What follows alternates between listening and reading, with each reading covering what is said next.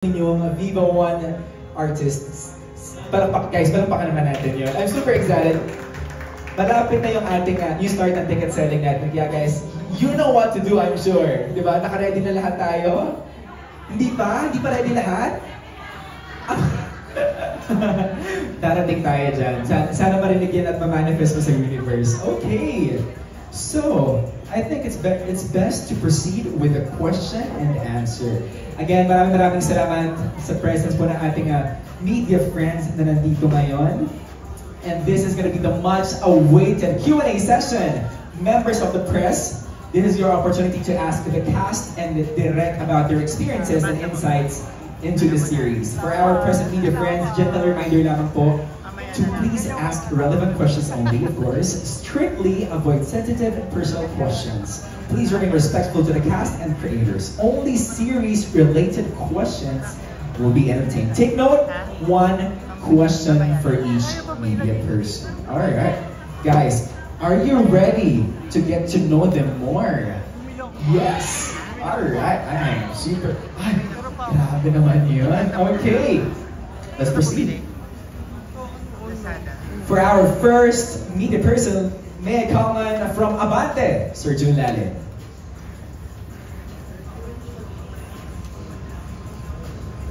Yeah, good afternoon. Yeah, Atasha, congratulations. Yeah. You gave up a lot for Bad Genius, diba, the series. So, syempre hindi ka namin napapanood sa Itbulaga sa ngayon because of this. Pero, yun nga, Atasha, super yung pagtutok mo sa super kinakabahan ka rin ba? Kasi, syempre, we all know kung gaano ka-successful yung time na yung original neto, di ba? So, gaano ka-tense, gaano ka gaano ka na-tense, lalo na, syempre, your brother, ang bongga ng amudya ng section. Siyempre naman kinakabahan ako kasi first project, tapos it was a big shift from coming from EB into now doing a serious project. But nonetheless, like I said before in the cast reveal, with a project like this was such a great opportunity and a great blessing that I would never ever take it for granted. And I can happily say now that we've been taping that we all gave our 100% and we hope that you guys enjoy it. Ano yung challenging na ginawa? Sa totoo lang po lahat. Everything was challenging, but I always believe in the saying that nothing good comes easy. So you always have to give it your best, give it your all, and obviously put in your heart into the work that you do. Yan. Pero ito, tatanong ko yung sa inyong apat, how's bilang director? Kasi he's really nice, di ba? Parang barkada, I'm sure, di ba? Ganon. He's always nice eh. Kanino naman nice siya. Pero once na rumurolyo na yung camera, kumusta siya? O kumusta siya pag nasa set na kayo? Terror ba siya? Ay, hindi po. Actually, this wouldn't have been able to happen without the help of Direct. So lahat ng scenes namin, with Direct, he would always guide us, he would give us ideas on how to attack the scene, what emotions are needed, and as a newbie actor, it gave me a lot of confidence and it made me really happy and made me enjoy it more, the whole process of taping. Love you, Direct. I see. Actually, before we went on stage, me and Derek had a moment together. I was like, sabi ko, we couldn't even finish our moment kasi sabi ko, later na lang, I might start crying. But I'm just super thankful kay Derek kasi he's really pushed me a lot. He's really challenged me and he pushes all of us to really put our true authenticity into our characters and into each scene. So I'm super thankful to Direct. He's definitely helped me grow so much as an actress, and I'll always be so thankful to you. For me, really grateful and thankful to work for Direct. Very talented director, and he wanted specific things, and he really pushed us to be the best version of being an actor, and I really appreciate that since the beginning. He told me that he wanted me something different na mabigay ko dito sa mga ibang shows ko, and I really appreciate that. And yung collaboration namin sa mga scenes kung may gusto akong i-add and he lets me. So, I'm just grateful to be working with him. Jairus? Direk is so brilliant, grabe. Yung hindi din dahil sa kanya, hindi din lalabas lahat ng best namin dito. And I'm just so happy and honored to work with him. Acting is learning pa rin talaga. Hindi humihinto. So ang dami ko pa rin dito ng kay Direk. And what's really nice is talagang hinahayaan niya kaming gawin yung gusto namin. And pare-parehas kami ng vision sa utak namin at kami nagko-collaborate. Kaya happy kasi parang wala kaming boundaries doing our stuff na we just let ourselves be. So yeah, very happy and honored. And sana maka-work ulit si Direk kasi sobrang galing talaga niya. Ang bongga, no? Puri kayo. Wala na lang ba? Pero ikaw, Direk, ikaw ba hindi na-trauma din sa apat na yan? To be honest, sobrang dali silang katrabaho. Of course, nandito na may mga time na kailangan maging seryoso ng set, may mga time na kailangan talaga silang i-push doon sa mga specific scenes. And one thing na sobrang grateful ako na sila yung napili for this casting para po sa Bad Genius. I mean, nakita ko kasi kung paano lahat ng nabago yung variations ng mga characters. Sabi ko nga always, lagi ko nga sinasabi na parang every piece or every series or every project that I do, it's always a collaboration between the director and the artist. Yeah. And one thing that is so important is that how much good or kung kahit anong ibigay na direction ng isang director, ang makikita pa rin sa camera artiste. Sila pa rin yung huling-huli na magbibigay buhay dun sa character. And for this one, there are things na ginawa sila na hindi ko ini-expect. May mga eksena na, oy, hindi ako yan, sila na yan. I mean, nakikita ko yun. And from there, napaglalaroan ko. Pero ang bongga, di ba? Kasi Jody, Piolo Pascual, tapos kayo, di ba? Nakaka-proud na madirect na isang Derek Cabrido. Yan, thank you. Hindi ako sumunod sa one question kasi yung last press con, ako lang sumunod sa one question. The rest after me, ang daming tanong. So, pinamihan ko. Yun na. Maraming salamat, Sir June Lalen. Alright, there we go. Next up is from TV5 Digital. Let's call in Von Belinario. Hi everyone, congratulations. Talagang we're looking forward to this adaptation. Siguro yung first question ko ay for the cast, Gab, Hyacinth, Jairus, and Natasha. Sa tingin nyo, while doing the project, while filming the series, how will you equal or surpass the original Thai version? Being nalulocalize yung eksena at yung storya based din sa nangyayari dito sa ating bansa. Anyone can answer first. Bank? And then, paano ba? Kasi it's hard to say na paano may equal eh. Kasi at the end of the day, we did our very best. We did our own interpretation of the series. We did our own touch dun sa kada characters and own stories. Kasi this time, we tackled family, friends and other stuff ba about, cheating and all about the series itself. So, ang hirap i-equalize, but I just know na parang ma-equalize or susubukan namin higitan kasi ginawa talaga namin yung best namin. Like, more than 100%. Si Gab, lumabas sa comfort zone niya. Hana, lumabas sa comfort zone niya. Si Tash, binigay niya yung best niya na first time natin makikita yung Tash na ganito. And ako, iba rin yung ginawa namin ng direct dito. So, just being different from it won't equal everything dun sa Thai. But we're just gonna do our best para ma-enjoy ng mga tao yung series na to. Hi Gab, you wanna add to that?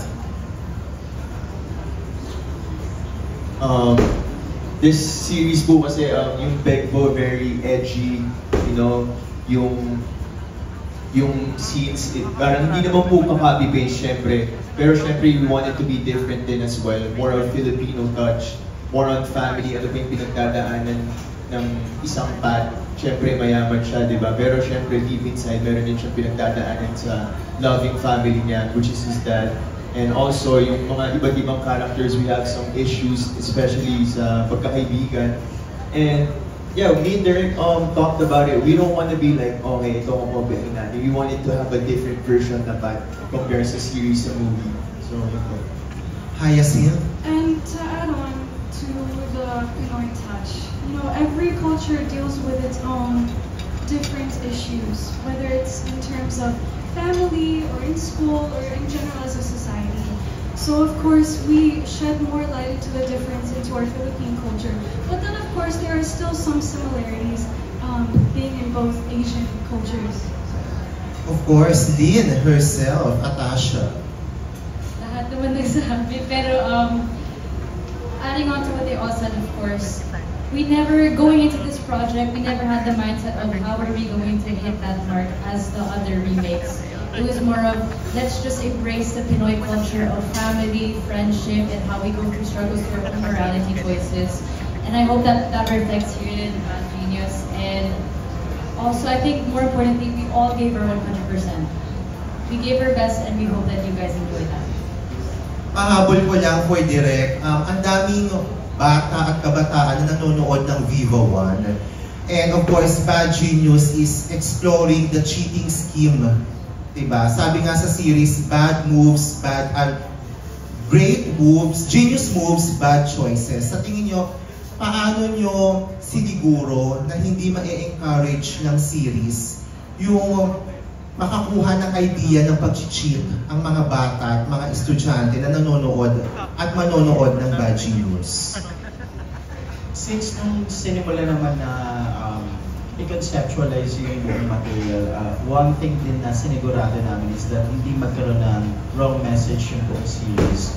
And then, to be honest, marami kaming binago kahit nung nag-shoot na kami. Kasi nagre-revise pa rin kami ng script just to be sure na tama yung messaging ng buong series. Just to give you dito na parang clue about it, na parang we always go back to the core of the series na parang ano yung moral lesson dito and why we should highlight this moral lesson na kapag natapos nilang panoorin yung serye is hindi nila isipin na parang, uy, wait lang, kumbaga, ina-hype namin yung pag-cheat, no? More on ang pinafocus namin doon sa series is that what is the moral lesson behind this? And then, what are the consequences of the actions of a person kapag ginawa nila ito? And one thing that I like to, or I would rather say na bagay na masaya ako about this is that Viva and the whole creatives, sila Nin, sila JC, sila Derek Ronnie, we make sure na perfect yung script doon sa messaging namin na hindi kami magkakamali. Kasi nga, guys, parang ang hirap baka mamaya ma-take into consideration nila na parang, uy, wait lang, okay lang pala mag-cheat. Parang sinagurado ng Viva yun and ng buong creatives yung kumbaga na malinaw yung messaging namin dito na there are consequences for each action na gagawin natin. Thank you so much, sir. Your question, fun question lang ito, no? Hypothetical. Dahil kasama ka rin dito, ma. Okay, given the chance, given the opportunity, super rich, super attractive, or super genius, and why?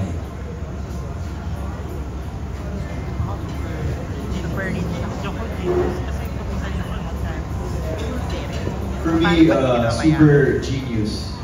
Because I think if you're super rich, hindi akong kailangan parang feel like wala akong pagdadaanan eh. At least yung super genius, you're gonna work hard for it, you know, like either business or whatever it is. And I don't know, it's just super cool to be genius, di ba? Yeah. Ako siguro super genius. So ako siguro super genius din. Kasi baka makaisip ako ng genius ways para maging super rich. Diba? Eh baka maging super attractive ako kasi super genius ako. So yeah, baka super genius. Ako naman ko super genius because I think that is a great asset to have. And I think that can bring you to many places in life. Super genius. Same with what Priya said, like, you know, I could use that to become super rich as well. And when it comes to attractiveness, I don't think that's the most important thing in life because that's something that can just go away in a second. Ako, oo, opposite ng kay Jairus. Siguro super rich kasi genius na ako. Sa joke, and then, I mean, of course, gusto mo rin syempre, definitely maging genius ka, diba? Parang, kung matalino ka ng tao, parang alam mo na kagad kung ano magagawin mong decision sa life mo eh. Thank you and congratulations. Thank you so much. Tatandaan namin yan direct. Thank you so much. Of course, next we have from Rider PH, Jojo Panalikan.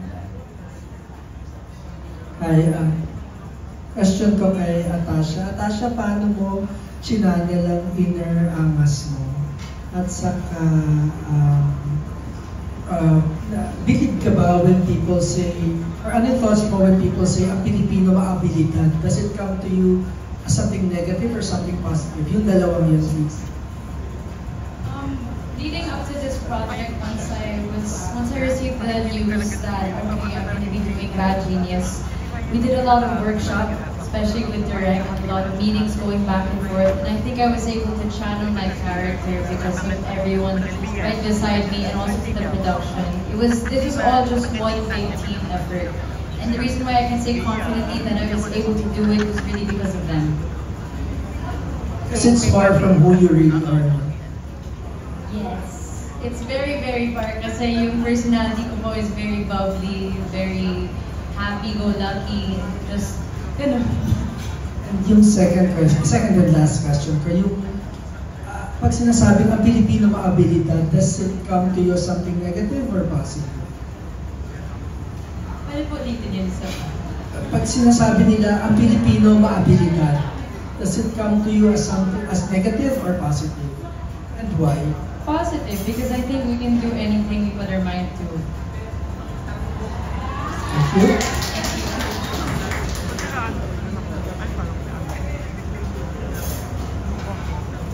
All good, thanks so much. Period, Natasha. Okay, naman, let's proceed with a TikTok content creator, Jayco TV, Jayco Manangan. Hi guys, hi Derek. Congratulations, napakaganda ng trailer. Grabe. And I think question ko, sa mga cast, ano yung mga bonding moments nyo na nagpatatag sa relationship ninyo bilang co-actors dito sa series? Start with...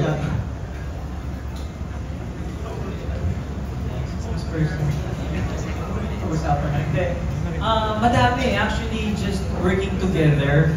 Habang hindi pa kami pinukunan, magkakasama kami sa set. Actually, yun lang itself kasi nagpa-vibe kami lahat together. Everybody's humble, everybody's bubbly and jolly. So, doon pa lang naging close na talaga kami lahat sa isa't isa. And yung collaboration, siguro malaking bagay yun kapag nandun kayo sa trabaho ninyo, pero nagbibigayan kayo sa trabaho, sa pag-arte, may factor din yun para maging matatag kayo na isang grupo na isang cast. And also, lumalabas din kami minsan. And may mga bondings kami together, to make things better, work, mas maging closer kami sa isa't isa. So usually yun. Marami na rin kami labas together with direct actually. Kaya sobrang gel talaga, mas naging maganda talaga yung samahan ng isa't isa. Yes, to add on to that as well, from the beginning since sa workshops until our last taping day, we really just gelled together as a cast and we've all gotten along, even behind the scenes. During our lunch breaks, we'd all sit around together, eat together, get to know one another, and it's been a really, really, really good journey. How do I explain that? So, my mind is like processing right now. Paano ko yung explain? Like, during taping, we go through so many serious and heavy scenes. So of course, in a way that brings us together more because we have to be there more for each other. And let's say one of us is in a heavy scene, everyone else will check in on each other, and ask how we're doing and show a lot of support. And then yeah, we would go out every now and then and really just get to know each other. Sorry, what was the question? I was in the restroom, sorry. Yeah, ano yung mga bonding moments nyo na nagpatatag bilang co-actors yung dito sa series? Bonding moments, I mean, nasabi na, after the shoot, we go out sometimes, not just us, the cast, but the whole production then. So, I really appreciate, being with them. Kasi, syempre, pag sa work, iba-iba yung focus na kami sa work. Pero pag nasa labas, we share, kwentos, mga ganon. And then, the other cast too, sometimes we invite them to play basketball with us, with me and Jai, or sometimes we do TikTok together. So it's all about just being there for each other and being comfortable with each other, because that's the most important thing. Can I add? Small lang. To what Gab said, I was thinking about this kanina. I feel very lucky and grateful to know that the whole production, to be surrounded by a production who, they really show you and they tell you every day how much they want us to succeed. And they assure us all the time, and you can really see in the effort that they put into this whole project na they care so much, and they care about us, and they see all of our potential and how much more that we can grow. My last question na lang. Siyempre, since si Atasha, this is her first ever lead series, ano yung first impression niyo sa kanya and last impression?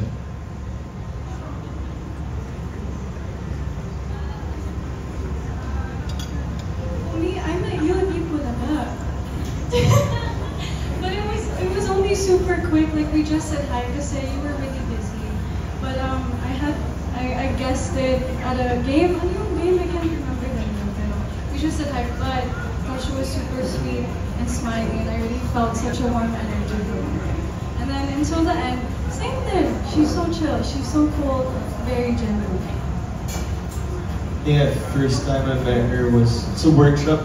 I don't know if bagong isip ganun, so medyo quiet or medyo very shy. But my last impression, she's very energetic, bubbly, super nice.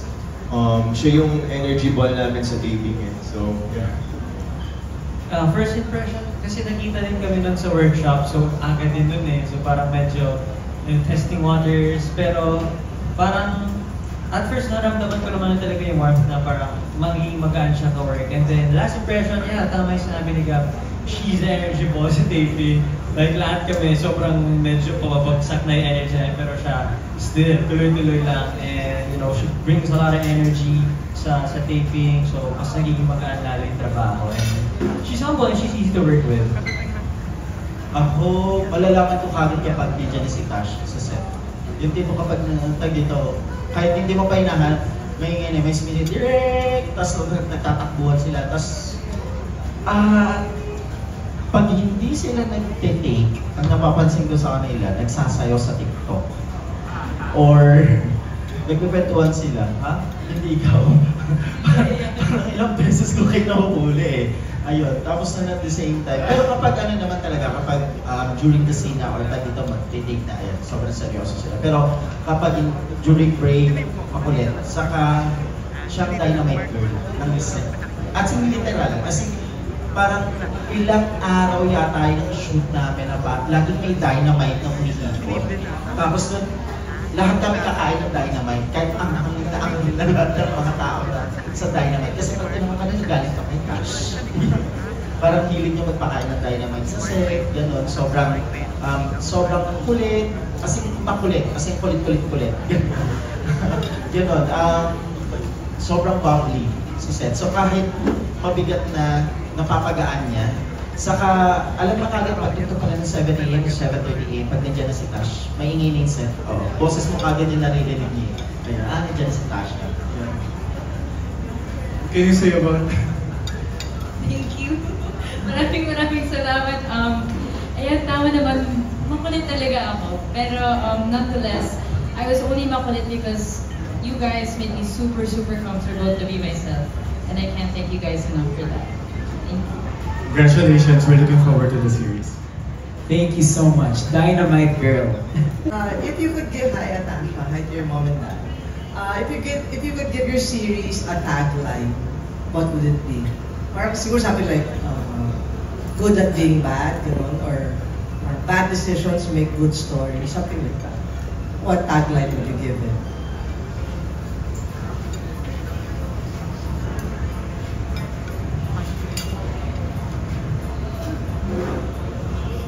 Si Direk siguro muna. O yun na lang, good at being bad. Maganda yun, di ba? Ako siguro personally, from my opinion, para this is a series of ang hirap. Ang hirap. Wait, no.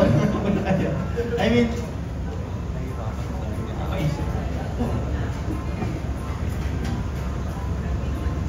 Yun na, Like, bad something choices with make... morality. Or like decide, Hashtag... choose, hashtag, choose. Sorry, pinahirapan Choose your, ko. choose your actions wisely. Or, yes. Good intentions, bad results. Oh, Pwede. ayan na lang. Yun siguro. Thank you. Thank you po. Congratulations. Last break. Thank you so much. And next, we have from Random Republica, Ms. Kate Adahar. Hi, good afternoon. For Direk, kasi we know na siya nakapag-sitcom and nag-host and we know her as Bobby. Kumusta yung mga mabibigat na scenes? Paano yung naging approach niya sa pag-direct? Paano niya nila? Si Tash kasi yung tipo ng when I put it, kapag yung mga eksena alam niya seryoso, hindi mo naman makakausap. I do remember there are scenes na sa school na kailangan niyang umiyak ang maging seryoso dun sa mga part na yun. And I do know lang na pag dito, nasa isang sulok na rin siya, tahimik na siya. There was this once, there are several scenes also na silang dalawa ni Kuya na Romney. And makikita niyo dun sa series na meron siyang ginawa doon sa buong conversation na hindi ko na-expect. And then at the same time, yun yung part ng alam ko lang marunong siya na aralin yung character niya. And then, ang maganda kasi is tayo dito, alam ko lang na kapag mag-take na kami, or kapag dumarating siya, alam ko lang na well-prepared. Lahat naman sila eh. Pero syempre nakikita mo yung kung paano nagpe-prepare yung bawang isa.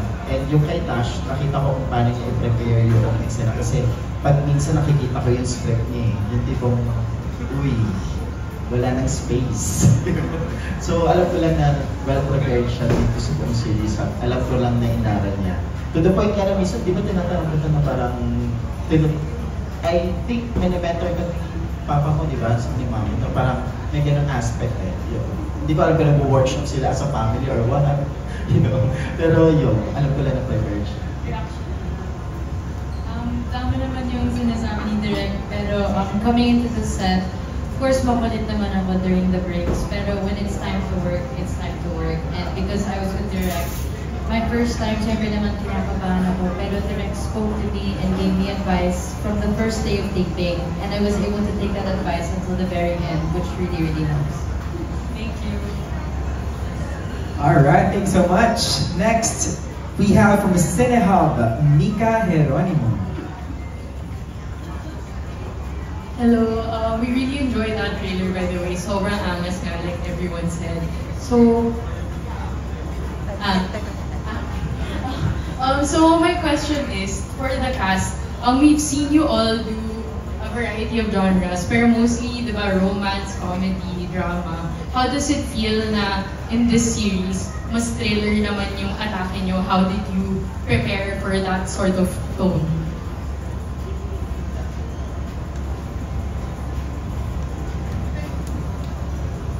For me, I'm really grateful na binigyan ako ng Viva ng another opportunity na hindi lang rom-com yung another series, which is thriller. I've always like for being an actor, you've always wanted to do different roles, and I'm grateful na si Direk rin yung magdedirect nito kasi very talented, and he helped us a lot sa mga binigyan niya kami mga movies na panoorin, or alam mo yun, na you're gonna be out of your comfort zone, and being an actor, you've always wanted to be doing different and not doing the same thing. So I'm just really grateful na iba yung nagawa namin for this series. Very edgy and very thriller, and yeah, hopefully magustuhan niyo.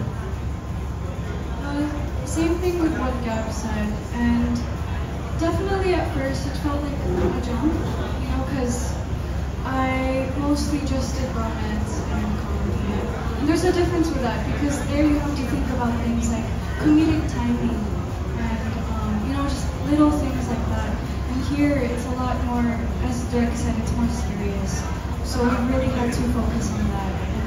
And yeah, Derek helped a lot, giving like examples and on set. Sa script reading pa lang, si Direk was able to discuss to us what our characters required for this project, and as we read the script and understood the story, si Direk naman was able to tell us what role our character played in that scene and how it all ties up together at the very end. And this is all because of lahat ng research na ginawa mo and all the preparation, Direk, that you've done for us. Nag-research din sila. I mean, kapag nakita niyo yung mga notes nila, I mean, coming from someone as a director tag dito, kung paano nila prepare yung sarili nila sa character nila. Nakita ko yun eh. I mean, for example, si Jairus. Jairus is the type of actor na minsan kahit nasa labas ako nag-iossi ako, break yan, lalapit yan ng tipong, pwede ba atakin ko yun ng ganito kasi ganito yung ginawa ko dun eh. Tapos hindi ba ganito yung character ko, so dapat ganito yung gawin ko. Okay lang ba kung ganyan? Alam mo yung may sarili silang tala, may input. For example, si Haya. Haya is the type of na actress na dito, ang soft-spoken kasi. Pero dito, sobrang ano niya, yung tipong game siya. I remember, dito, maliban pa dun sa workshop ng group, kung gano'n siya kaseryoso dun sa, for this material, nagpa-workshop ka ng one-on-one, right? I mean, may sarili siyang acting workshop just to give focus doon sa character niya. Kasi sabi ko nga kay Hayat, this role, the character of Grace is different from sa kanilang lahat. Parang siya yung naka-full crew doon sa buong series. Yun. So parang, and Haya understand that, and ang nakita kong effort niya talaga doon is iba. Of course, hindi naman sobrang jolly lang ang set, diba? May mga times na talagang sobrang seryoso kami, sobrang stress na yung set. Pero, ang nagustuhan ko sa kanilang apat is that even though how difficult the scene or kung yung kailangan namin magawa at matapos, I mean, nakikita ko yung effort talaga nila na they were giving their 100% and more than that para lang masigurado na maganda yung kalalabas ng material. Yeah, siguro in terms of drama, hindi naman ito yung pinaka heavy, sobrang heavy din naman kasi yung drama namin dito. Pero yung team na may pagka-killer, it's kind of my first time, and siguro it's really good lang na maramdaman ulit yung sense of responsibility of doing this series. Siguro it's one of the factor para talaga maging well-prepared ako, maging well-prepared kami. You know, feeling the sense of responsibility, may kanya-kanya kaming characters na dapat itakal. So, wala. Kaya nasabi nila, inaral lang namin yung character. You know, we did our own assignments and in-embody lang talaga namin na hindi kami pupunta ng set na si Jairo, si Gab, si Tash, or si Haya. Pupunta kami ng set, once ang tumayo kami doon, si Bang. And what we think is, maraming taong manonood. Supporters, media, and even broad people of other, you know, networks and all, papanoorin nila eh. So, isang factor siguro yun, kaya prepared talaga kami na pumunta rin. Yun yung mindset namin. 100%, more than 100% kung kaya namin, ibibigay talaga namin. So, by the sounds of it, parang very good students kayo on set. So we're very excited to see that. So, thank you. Alright, maraming salamat po. Question for the whole gang, ano po? What should the audience expect from the adaptation? Mas maging intense ba siya compared sa original?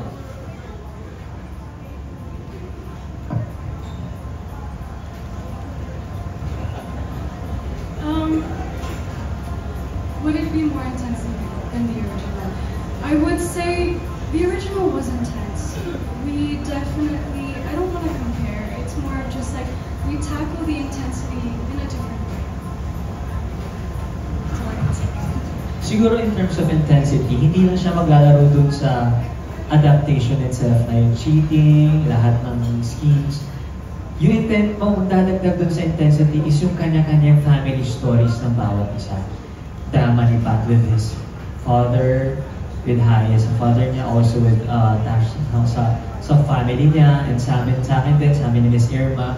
Dun din yung intensity manggagaling eh. Kasi we added a touch of family, which is, I think, hindi din masyado na-tackle dun sa Thai series eh. So, yung intensity, hindi lang siya manggagaling dun sa buong cheating itself. The intensity will also come from the family drama, the family problems na mapapanood nyo. Sobrang mabibigat din talaga yung eksena na nangyari na ginawa namin for that. So yun yung, so mahalo-halo. May intensity tayo sa cheating ski, but also at the same time, yung intensity in terms of the family drama. Nandun din yun. Yun yung maganda rin.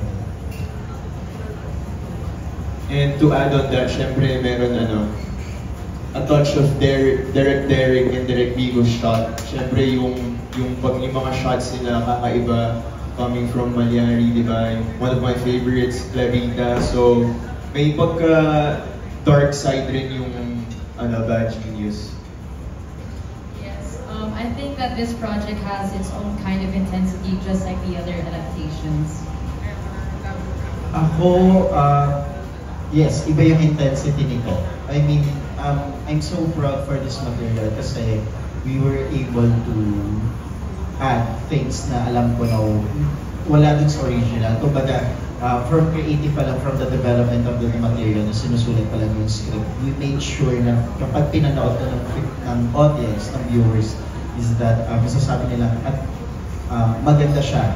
And it's a different flavor from the original series. I mean, maraming eksena na abangan na alam mo lang, eksena to ni Bang, eksena to ni Bang, ito eksena to ni Grace, ito kay Lynn. I mean, makikita mo na naging stand out yun, lalo na kapag pinag-uusapan na yung backstory ng bawat character. Si Din Malala, muli congratulations sa inyong series and looking forward to watch. Thank you so much. All right, let's proceed with Star. Good afternoon, everyone. Congratulations. I'm a big fan ng movies. Kaya excited ako mapanood itong series ng Viva One. My question is a hypothetical question to all. Kasi lahat naman tayo naging estudyante, di ba, naging bata. Is there any chance na nag-cheat din kayo? And then how you overcome it? If I don't know if you wanna answer it or not, or be honest, di ba? Parang ganun. Or kung meron man, na-overcome mo ba yung cheating na yun? Sama si Derek. Si Derek muna. Ako, elementary high school, yes. Naalala ko nung may time paano ng high school na parang lumabas yung teacher namin. It's a periodical exam. Tapos parang buong class yata yung nag-cheat na. Oo. Kasi pasahan ng answer sheet. Hindi kung pasa mo to, gano'n. Kasi kaya natuto kami magkabisado ng ABCCDD, D, gano'n. Kung paano pwedeng abbreviate yung answer. Kasi you have to memorize 10 letters, 10 answers kada. So, yes, naranasan ko naman din mag-cheat. Hindi ako proud doon. Of course, hindi naman siya. Pero, I've learned my lesson kung bakit siya, dapat hindi siya ginagawa. Yun yung bagay na maganda doon. Pero, I think parang, it's part of a student life na nag-cheat. Parang nag-cheat ba kayo?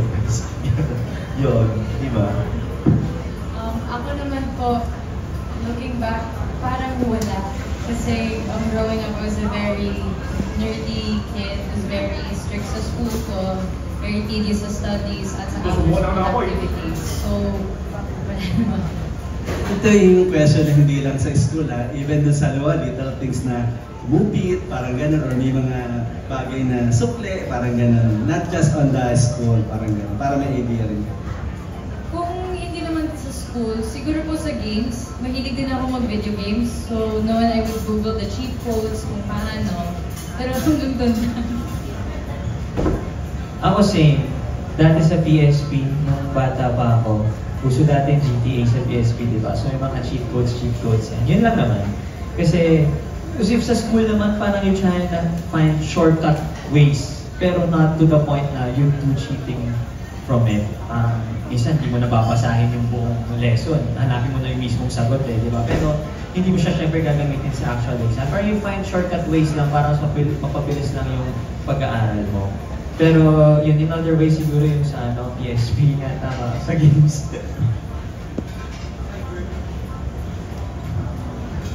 I think we already answered this last story. Pero looking back, I think I did when I was in elementary. Pero when I moved to the US, in middle school and high school, ako na yung nagpapakopya. Kasi I was, that's how I made friends nung una. Because I was like in the parang nerdy group. I really like math. And then, yeah, I think, normal naman for being a student. Like, you know, if you wanted to make friends back then, and then, kahit yung mga homework lang. Pero sa test, no. Yeah, I guess sometimes, yeah, like same with video games.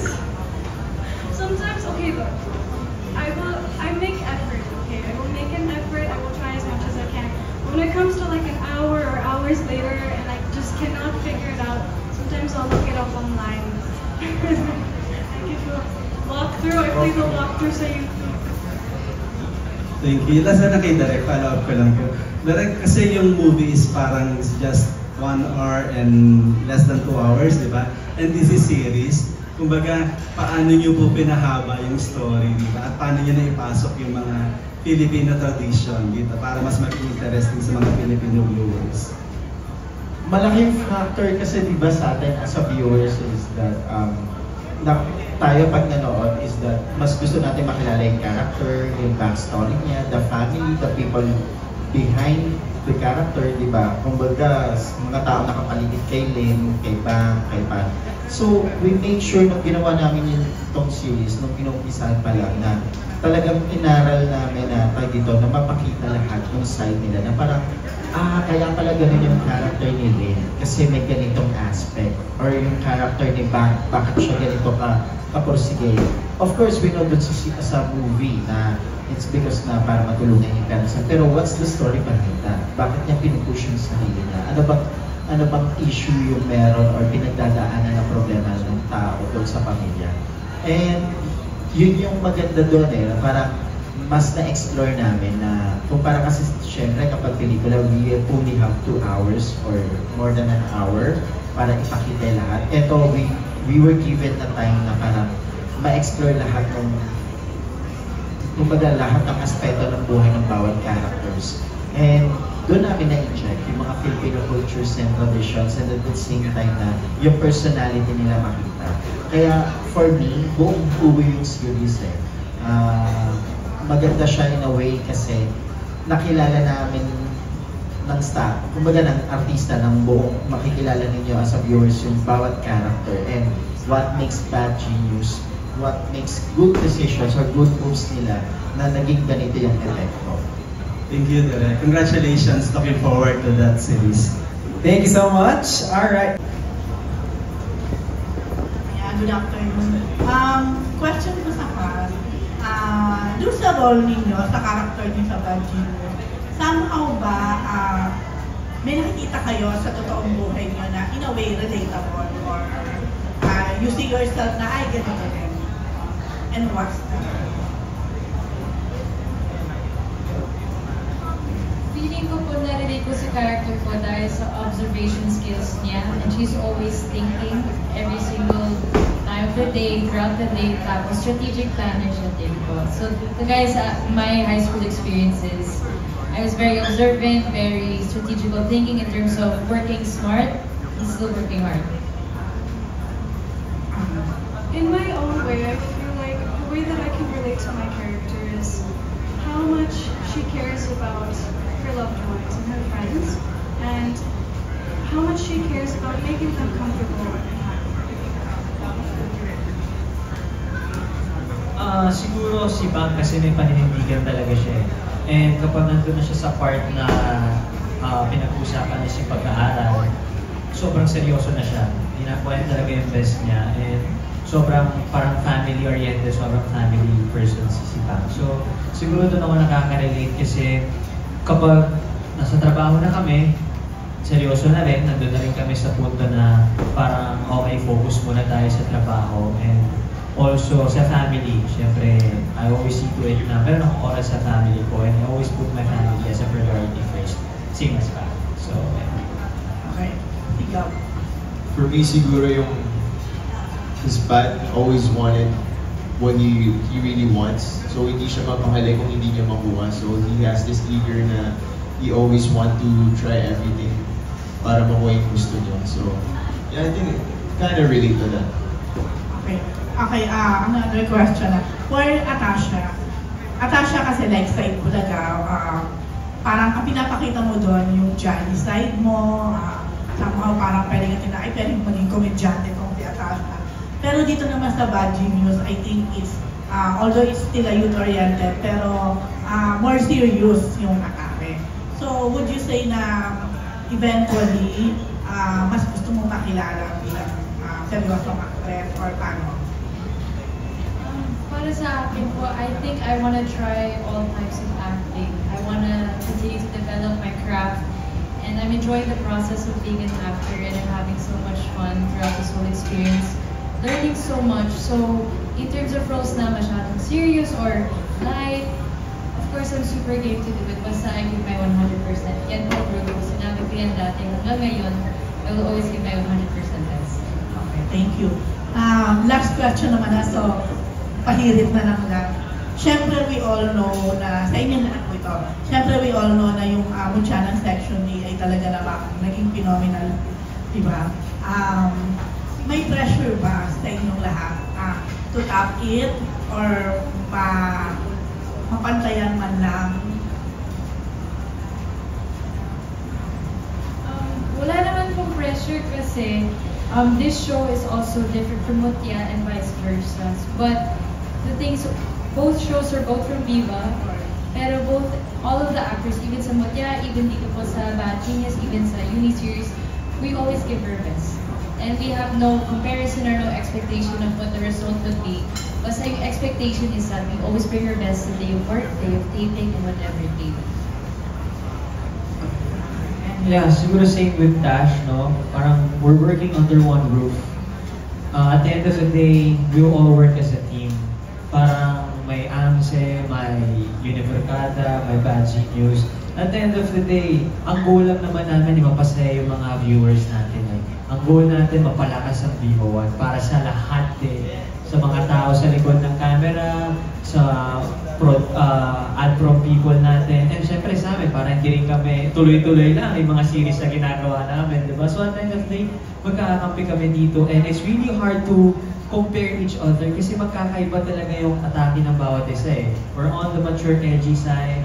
Univercada is mature but yet bubbly, alam niyo, I mean not bubbly pero mas magaan kaysa sa amin. And yung AMSE is more on the lighter side naman of Top University series. So everything is different. Everything has their own genre and own tatak, diba? Pero at the end of the day, we're all working as a team. Basta masaya kami na malakas yung Viva One, masaya kaming lahat. Masaya lahat ng tao, diba? Thank you, Giles. Gabi na Ayasin. Ang last na si Direk. Actually, same with Jai. Like what he said, same thing na po kami sa Viva One. And of course, pressure is always gonna be there. It's a big show, and Viva trusted us with this show, so it's all about like overcoming the pressure, be comfortable with each other. And sana po, at mabigay namin yung mapasaya po namin kayo. Pero at the end of the day, we're happy because we gave her 100% best sa show na to. And actually, we're really happy na successful po yung mga ginagawa ng Viva One kasi that means more project po yun.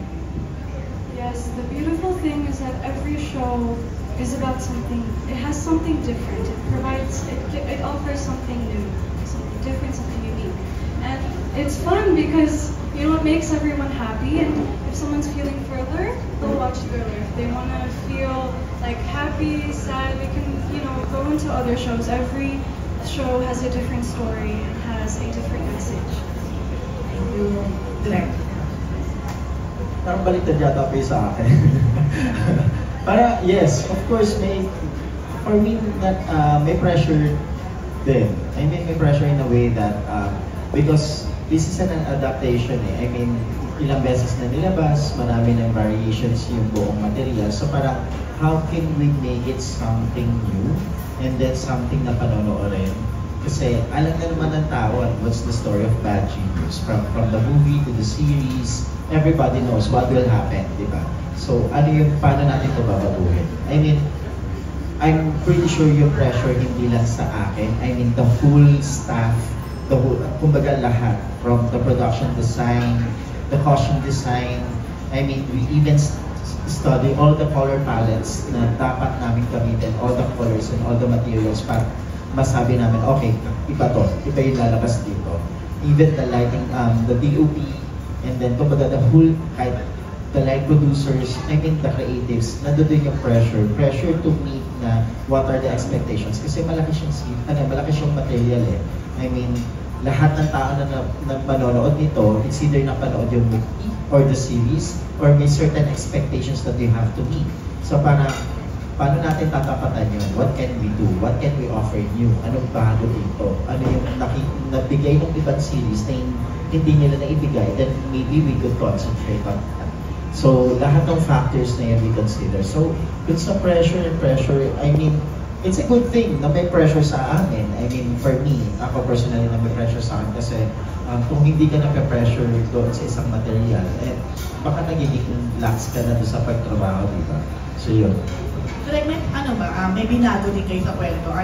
Were you given the right to somehow change? Yes, marami kaming, di man siguro binago. We keep the core, kumbaga yung core na doon. Pero in terms of how we're going to discuss the story, marami kaming binago.